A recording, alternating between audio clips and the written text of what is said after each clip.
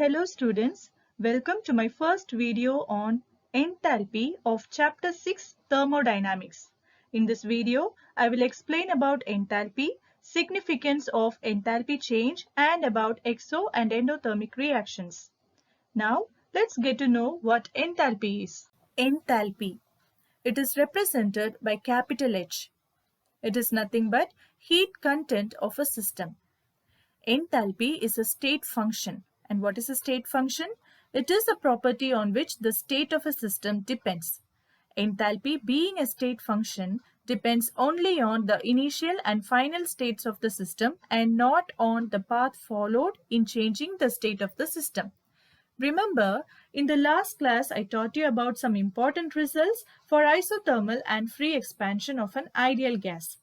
There, we applied the first law of thermodynamics to a system containing gases where pressure volume type of work alone is done at constant volume. Note that the work is done at constant volume. Clear?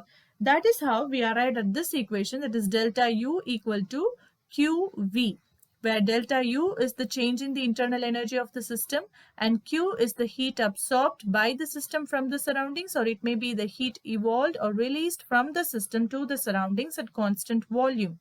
So, the change in internal energy is equal to the heat absorbed or heat evolved at constant volume. But that is not the case in reality. Most of the chemical reactions are not carried out at constant volume but at constant atmospheric pressure in flasks or test tubes. Okay, and we observe that such processes involve a change in volume when carried out at constant pressure. Clear? So note that the heat change occurring in a system undergoing a chemical reaction at constant volume is equal to its internal energy change. But the heat change occurring in a system undergoing a chemical reaction at constant pressure, at constant pressure may not be equal to the internal energy change of the system, since it also involves a change in volume of the system. Clear? So this state function, that is delta U, it is not sufficient to describe the heat change occurring in a system at constant pressure, since it also involves change in volume of the system during the process. Clear?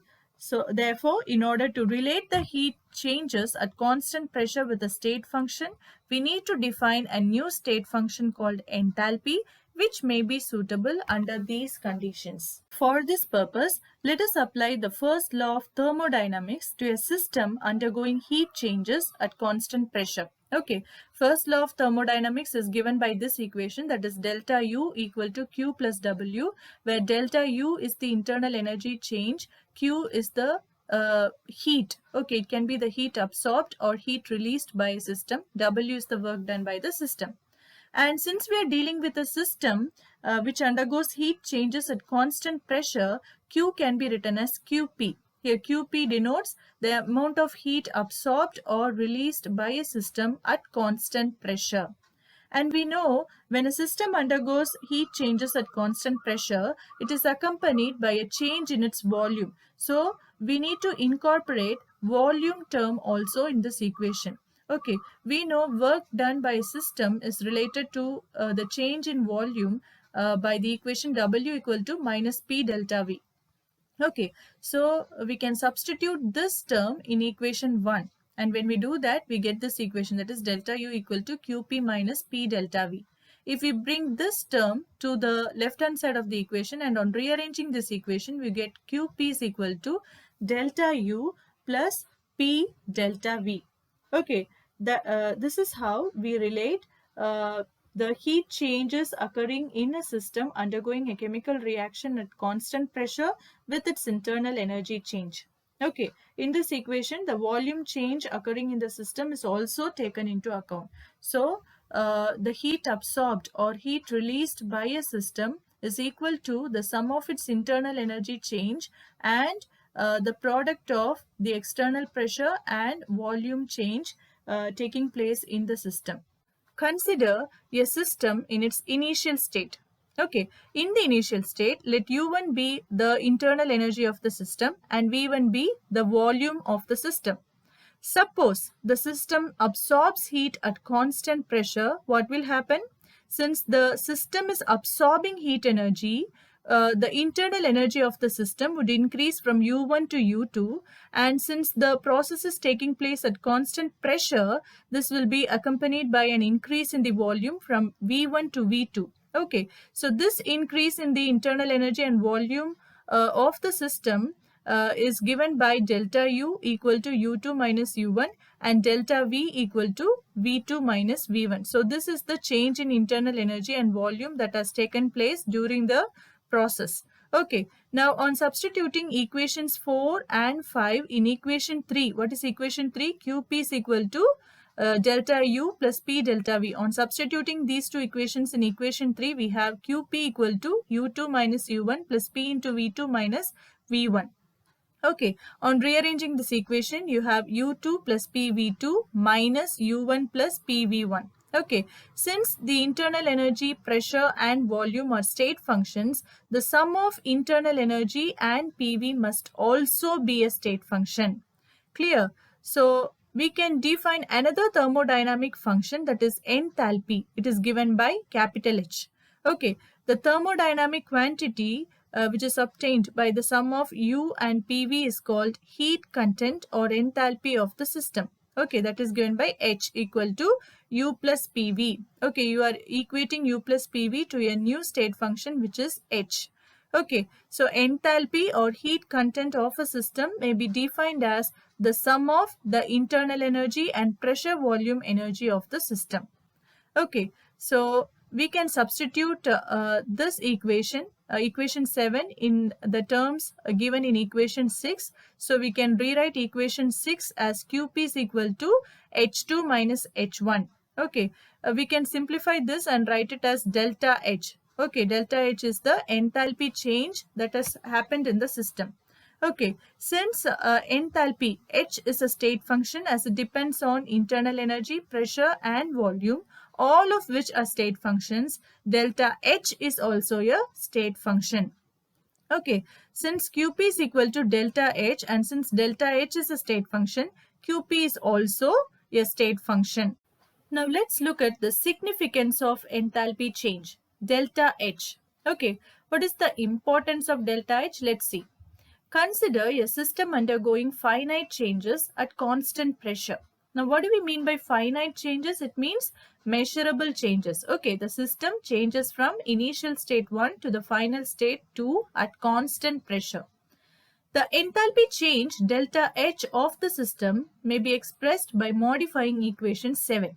What is equation 7? It is H equal to U plus PV. So for delta H, we modify equation 7 and write it as delta U plus delta into PV. And this term, delta PV, is written as P delta V. Why? Because the process is carried out at constant pressure, so the value of P is not going to change. It is a constant. That is why we are not writing delta near P. Okay, but the value of volume changes when a system changes from initial state 1 to the final state 2 at constant pressure. Okay, that is why we are writing this sign, that is delta near volume term. Okay, so on rewriting equation 7 by substituting equation 10, we have delta H equal to delta U plus P delta V. And we know, according to the first law of thermodynamics, delta U can be equated to the sum of Q and W. Okay, do we have any volume term here? No. So, in order to incorporate a volume term, we are going to write the relation of W, which is equal to minus P delta V. Okay, if the work is done such that it is only expansion work, the value of W can be obtained by writing the relation minus P delta V. Okay, so on incorporating this term instead of W in the first law of thermodynamics, we write it as delta U equal to Q minus P delta V. Now substituting this equation in equation 11, we have delta H equal to Q minus P delta V plus P delta V. Now on cancelling the terms with opposite sign, we have delta H equal to Q. But note that we are writing Q as QP because the heat change, okay, this is taking place at constant pressure. Clear? So the enthalpy change of a system is nothing but the heat absorbed or heat evolved by the system at constant pressure. Note that at constant volume, we have learned from our previous class on thermodynamics that delta U equal to QV. What do you mean by delta U? Internal energy change of a system is equal to the heat change of the system at constant volume. Heat change can be the heat absorbed by the system, or it can be the heat released by the system at constant volume. So equation 11, that is delta H equal to delta U plus P delta V, can be written as delta H equal to delta U plus P into 0. Why you are writing 0 instead of delta V term? Because at constant volume, there won't be any change in volume. Okay, the value of volume will be the same when the system changes from initial state to final state. So since the difference in the value of volume is 0, we write 0 here. Okay, so at constant volume, enthalpy change of a system is equal to its internal energy change. And since internal energy change is equal to QV, delta H of the system at constant volume can be related to QV. Okay, so enthalpy change of a system is equal to the heat absorbed or heat released by the system at constant volume. Okay, and it can also be equated to QP. That is, enthalpy change of a system is equal to the heat absorbed or heat released by a system at constant pressure. Okay, delta H becomes equal to QP at constant pressure. Delta H becomes equal to QV at constant volume. The change in volume in reactions which involve only solids or only liquids, or those which involve both solids and liquids, will be very small.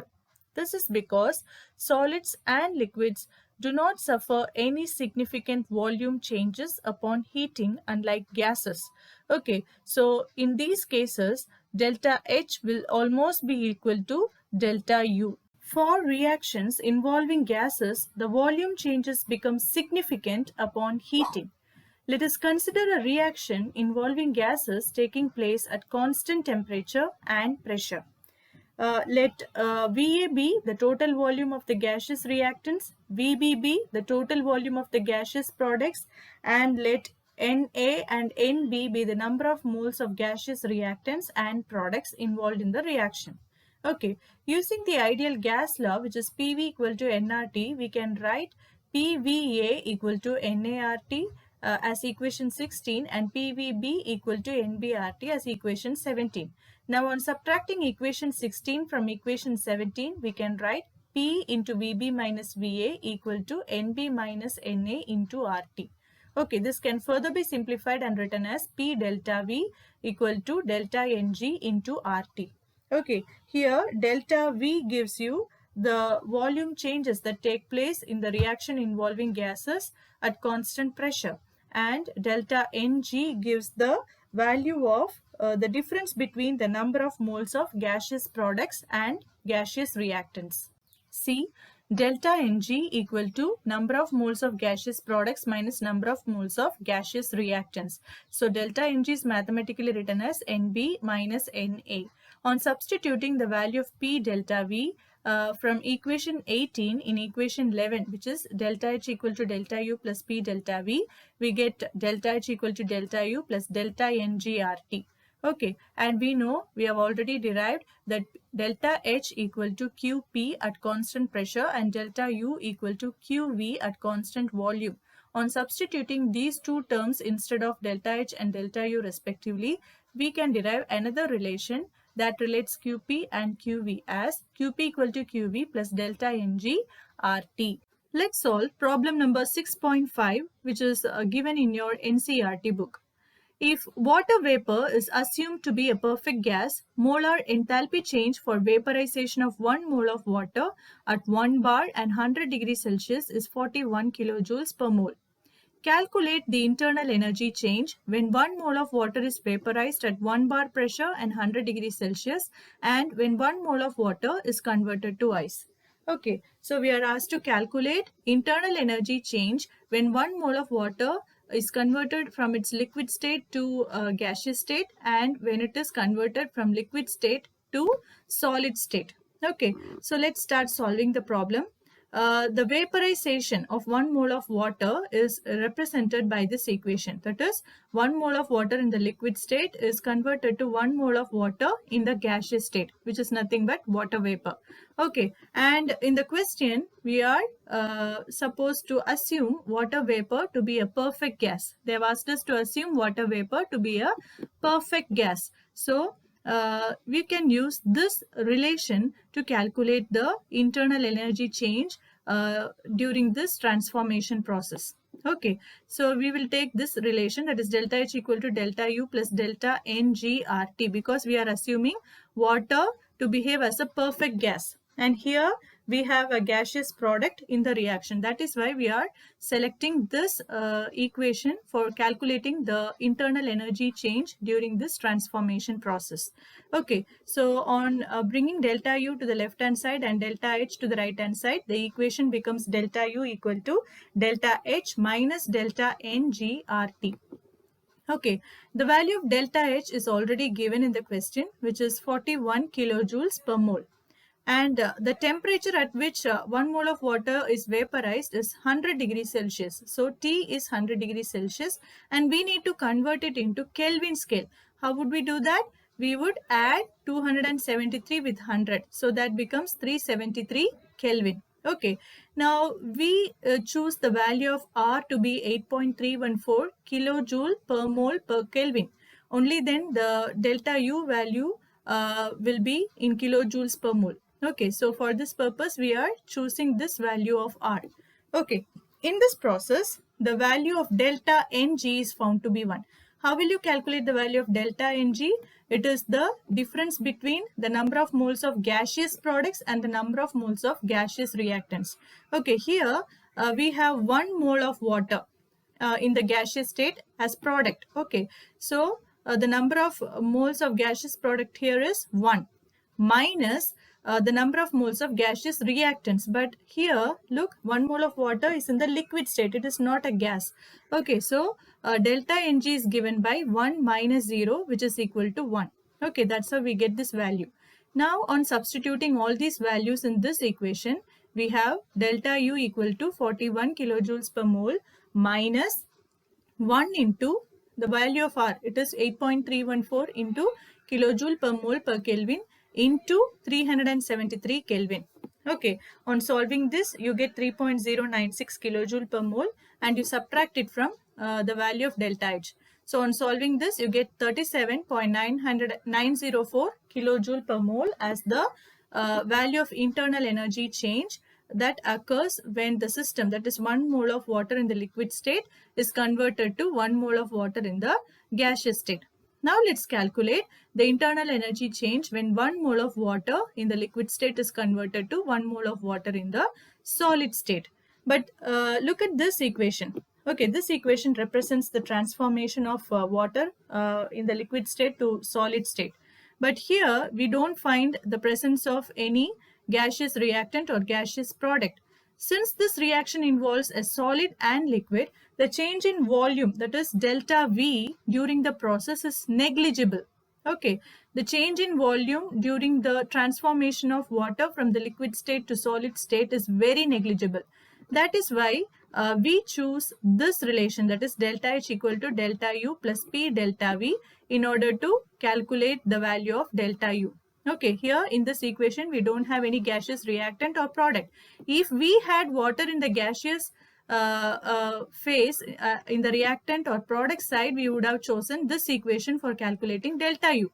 Okay, but here we don't have water in the gaseous state. Okay, all we have is water existing in the liquid state and water existing in the solid state. So we are choosing delta H equal to delta U plus P delta V in order to calculate the value of delta U for this transformation process. Okay, and since the change in volume when liquid is converted into ice is very negligible, delta V is 0, so P into 0 is 0. Okay, so now we have delta H equal to delta U, and we know delta H value for the vaporization of 1 mole of water is given as 41 kilojoules per mole. Okay, since delta H is equal to delta U, value of delta U is equal to the value of delta H given in the question, which is 41 kilojoules per mole. Since enthalpy change, that is delta H of your reaction, is related to the heat changes taking place in the system during the reaction, it is essential that we have some knowledge about exothermic and endothermic reactions. Now, what are exothermic reactions? Reactions which proceed with the evolution of heat to the surroundings are called exothermic reactions. Okay, all combustion reactions are exothermic reactions as they are associated with the release of heat energy to the surroundings. Okay, if any material burns in oxygen, it is a combustion reaction, and all combustion reactions are exothermic reactions. Okay, for example, we have carbon. It reacts with oxygen and forms carbon dioxide gas. This is an exothermic reaction, and the value of delta H is minus 393.5 kilojoules. Okay, hydrogen burns in oxygen to give water. The enthalpy change for this reaction is minus 285.8 kilojoules.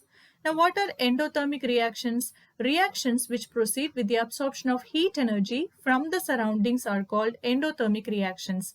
Examples are reaction of nitrogen with oxygen to give nitric oxide. Here the value of delta H is plus 180.5 kilojoule because for this reaction to proceed to completion, the system, okay, the reactants absorb energy from the surroundings, heat energy from the surroundings. That is why the value of delta H is taken as positive here. Okay, now the next example is reaction of carbon with sulfur gives carbon disulfide. Okay, the value of delta H for this reaction is 87.5 kilojoules. Okay, since this reaction also involves absorption of heat energy for its completion, the value of delta H is taken as positive. Okay, during exothermic reactions, the system loses heat to the surroundings. So, the value of heat, that is Q, is taken as negative value, and the enthalpy change during this reaction is taken as a negative value. Now, in endothermic reactions, the system gains heat from the surroundings. So, the value of Q is a positive value, and the enthalpy change associated with endothermic reactions also gets a positive value. Okay, now since heat is given out by the system, enthalpy of products will be lesser than enthalpy of reactants in exothermic reactions. Okay, this is represented as enthalpy of products is less than enthalpy of reactants. Okay, in the case of endothermic reactions, since heat is gained by the system, enthalpy of products will be greater than the enthalpy of reactants.